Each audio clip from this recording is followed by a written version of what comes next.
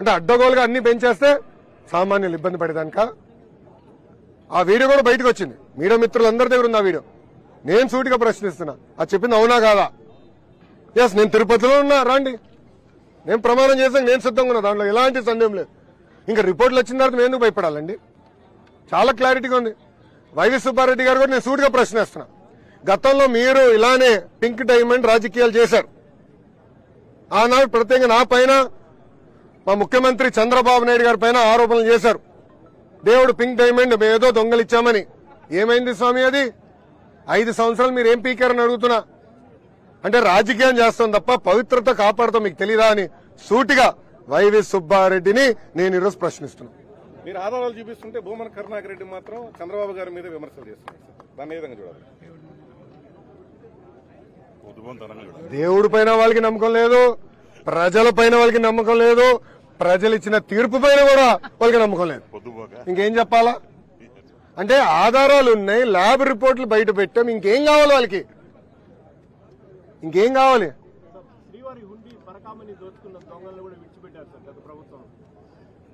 అన్న అన్ని ప్రక్షాళన చేస్తాం. అనేక అవకతవకలు జరిగినాయి, మీడియా మిత్రులందరూ తెలుసు, మీరు తిరుపతి వాసులు. నేను గతంలో వచ్చినప్పుడు కూడా మీరు నా దృష్టికి తీసుకొచ్చేవారు, ఇది జరుగుతుందనా అది జరిగిందనా అని. కూడా పాదయాత్రలో కూడా భక్తులు నన్ను కలిశారు, వాళ్ళు ఎదుర్కొన్న సమస్యలు కూడా అన్నాడు చెప్తాం జరిగింది. అన్ని మేము విజిలెన్స్ ఎంక్వైరీ చేసాం, అన్ని రివ్యూ చేస్తున్నాం, ఎవరిని వదిలిపెట్టాం. పాలక మండలిలో కూడా ఆధారాలతో సహా దొరికిపోయారు. 14 కోట్ల రూపాయలు మాత్రం టీటీడీకి అప్పచెప్పి మిగతా డబ్బులంతా కూడా వాళ్ళు దోచుకున్నారని చెప్పి ఆధారాలతో కూడా ఇప్పటికీ అన్ని విషయాలు బయట వచ్చాయి. స్టేట్ విజిలెన్స్ కూడా దానిపైన ఎంక్వైరీ చేసి వాళ్ళపైన చర్యలు ఏమైనా తీసుకుంటాం? 100% యాక్షన్ తీసుకుంటాం. ఇప్పుడు ఈ మాజీ టీటీడీ చైర్మన్ అరెస్ట్ చేసే అవకాశం ఉంటుందా సార్?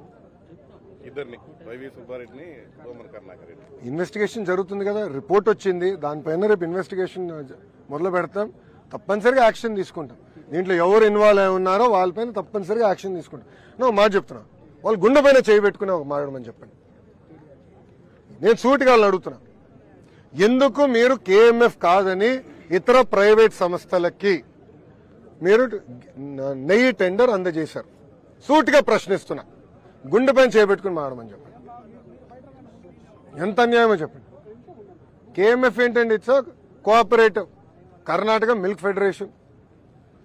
ప్యూర్ కౌ గీతో నెయ్యి తయారు చేస్తారు, ఆవు పాలతో నెయ్యి తయారు చేస్తారు. అలాంటి కంపెనీ కాదని కావాలని వేరే వాళ్ళని తీసుకొచ్చి ఇప్పుడు వాళ్ళ లావాదేవీలకి టెండర్లు అప్పగించారు. ఇప్పుడేమైంది? అన్ని వాస్తవాలు బయటపడుతున్నాయి, మేము వదిలిపెట్టాం ఈ ఇష్యూ. గత 5 ఏళ్లలో శ్రీవారి బంగారు ఆభరణాలు కూడా మాయమే అని చెప్పి ఆరోపణలు వస్తున్నాయి సార్. ఒక అజ్ఞాత భక్తుడు ఇచ్చిన బంగారు కిరీటానికి సంబంధించి రిసిప్ట్ కూడా ఇవ్వలేదు, 9 నెలల తర్వాత రిసిప్ట్ ఇచ్చారని చెప్పి కూడా ఆరోపణలు వచ్చాయి. దానిపైన అన్ని ప్రక్షాళన చేస్తామన్నా. ఇది నేను మొదటిసారి వింటున్నాను. నేను మొత్తం వివరాలు కనుక్కున్న తర్వాత దీనిపైన స్పందిస్తాను.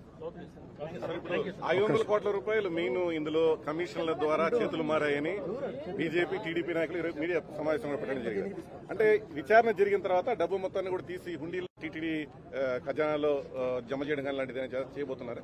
రెవెన్యూ రికవరీ యాక్ట్ పెడతాం అవసరం అయితే. దేవుడి జోలికి ఎవరు వెళ్ళినా వాళ్ళు వదిలిపెట్టే ప్రసక్తే లేదు. ఆనాడు చాలా స్పష్టంగా చెప్పాం. ఏ అధికారులు కానివ్వండి, రాజకీయ నాయకులు కానివ్వండి, చట్టాన్ని ఉల్లంఘించి ప్రజల్ని ఇబ్బంది పెట్టారో, మా కార్యకర్తలు ఇబ్బంది పెట్టారో వాళ్ళందరినీ వదిలిపెట్టానని చెప్పా. నా ఎర్ర బుక్లో వాళ్ళ పేరున్నాయని చెప్పా. అందుకే ఈరోజు ఎర్ర బుక్ చూస్తే వాళ్ళు భయం. నేను ఎందుకు వదిలిపెడతాను? కొత్తగా వైసీపీ వీడి టీడీపీ జనసేనలో వచ్చే కార్యకర్తలకు తిరుపతిలో ప్రాధాన్యత ఇస్తున్నారని చెప్పి ఆరోపణలు. దానిపైన మీరన్నారు కదన్న, అది ఆరోపణలు. నామినేటెడ్ పోస్టింగ్ ఇవ్వలేదు స్వామి, ఎందుకు కంగారు? అంతా ప్రక్షాళన చేస్తున్నాం. గతంలో క్లస్టర్ యూనిట్ బూత్ అన్న సిస్టమ్ మేము ఏర్పాటు చేసుకున్నాం.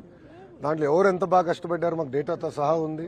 అనేక కార్యక్రమాలు గతంలో తెలుగుదేశం పార్టీ కార్యకర్తలు నిర్వహించారు, చేశారు. పార్టీ పిలుపు మేరకు వాళ్ళందరినీ గుర్తించే బాధ్యత శాసనసభ్యుల దగ్గర నుంచి పార్టీ వరకు అందరం బాధ్యత తీసుకుంటాం. దాంట్లో ఎలాంటి డౌట్ అవసరం. సారీనా, ఆల్రెడీ ఇన్వెస్టిగేషన్ జరుగుతుంది కదా, ఆల్రెడీ కొంతమంది అరెస్ట్ చేశారు. ఆ వివరాలన్నీ బయటికి రావాల్సి ఉంది. దానిపైన మొత్తం నేను ఇన్వెస్టిగేషన్ అయినా స్పందిస్తాను. ఏమ్మా అన్ని కుంభకోణాలే స్వామి, నన్ను ఏం చేయమంటావు? టీడీఆర్ బాండ్లు కానివ్వండి, దొంగ కేసులు పెడతాం కానివ్వండి, ఎర్ర చందనం కానివ్వండి, ఆనాడు ఉన్న ఎస్పీగా ఉన్న కొంతమంది ఏకంగా పక్క రాష్ట్రాలకు వెళ్లి మిథున్ రెడ్డి డబ్బులు ఎవడు దోచేశాడని ఆ డబ్బులు విడిపించేదానికి ఆంధ్ర రాష్ట్ర పోలీసులు వెళ్లి కేసు ఫైల్ చేయకుండా ఆ డబ్బులు కూడా వెనక్కి తీసుకొచ్చారు. పార్ట్ ఆఫ్ ద డబ్బులు వెనక్కి తీసుకొచ్చారు. అనేక తప్పులు చేశారు. మీరు చూశారు, ఒక కేసులో ఏకంగా బాంబేకి వెళ్లి దొంగ కేసులు పెట్టి ఒక మహిళను ఎటు తీసుకొచ్చి వేధించారు. దానిపైన ఇప్పటికీ ఎలాంటి యాక్షన్ ఆంధ్ర రాష్ట్ర ప్రభుత్వం తీసుకుందో మీరు అందరూ చూశారు. ఏ ఫైలు తెరిచినా దాంట్లో అవినీతి, ఏ ఫైలు తెరిచినా దాంట్లో నాణ్యత లేకుండా పోయింది. ఈ ప్రభుత్వం, గత ప్రభుత్వం చిక్కీ గురించి పెద్ద మాటలు చెప్పేవారు, గుడ్ల గురించి చెప్పేవారు. వెళ్ళేటప్పుడు 200 కోట్లు బకాయిలు పెట్టిపోయారు. ఆ బకాయిలు ఎన్డీఏ ప్రభుత్వం వచ్చిన వెంటనే తీర్చడం జరిగింది. మళ్ళీ మొత్తం సప్లైస్ రిస్టోర్ కూడా చేస్తాం జరిగింది. సో ఇవన్నీ ప్రజలు తెలిసిన విషయమే. ఎవరికి ఊహించిన మ్యాండేట్ మాకు ఇచ్చారు. అంటే 175 స్థానాల్లో 164 స్థానాలు ఎన్డీఏ సభ్యుల్ని గెలిపిస్తాం జరిగింది. సో ఒక పవిత్రమైన బాధ్యతగా మేము అది తీసుకుంటున్నాం. వాళ్ళు ఏ హామీలు ఇచ్చామో ఆ హామీలను మేము నిలబెట్టుకుంటాం. దాంట్లో ఎలాంటి సందేహం లేదు. ప్రజలు ఒక శాంతియుతంగా బతకాలని కోరుకున్నారు. అభద్రత భావం లేకుండా బతకాలని కోరుకున్నారు. అది ఏర్పాటు చేసే విధంగా ఎన్డీఏ ప్రభుత్వం వివరిస్తుంది.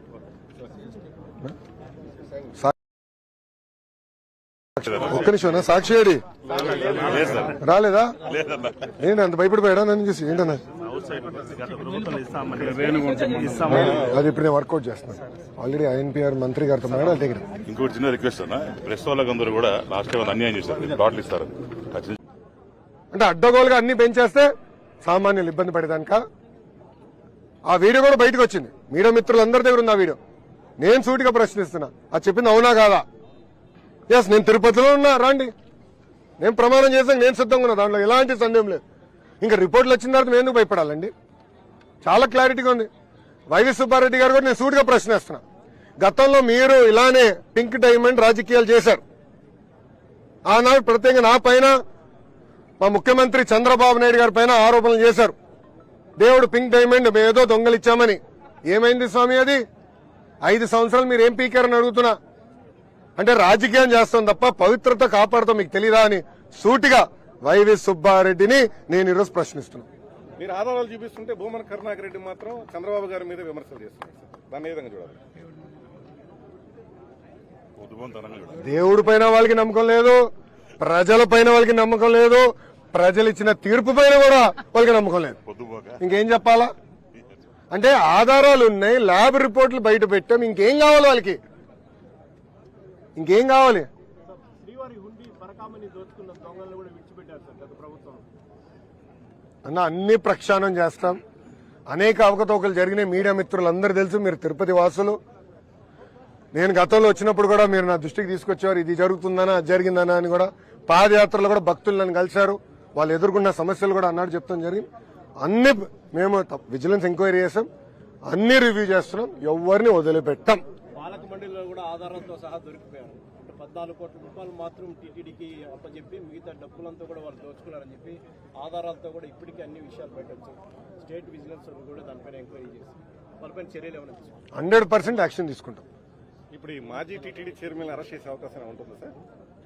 ఇద్దరిని, వైవి సుబ్బారెడ్డిని, భూమన కరుణాకర్ రెడ్డి. ఇన్వెస్టిగేషన్ జరుగుతుంది.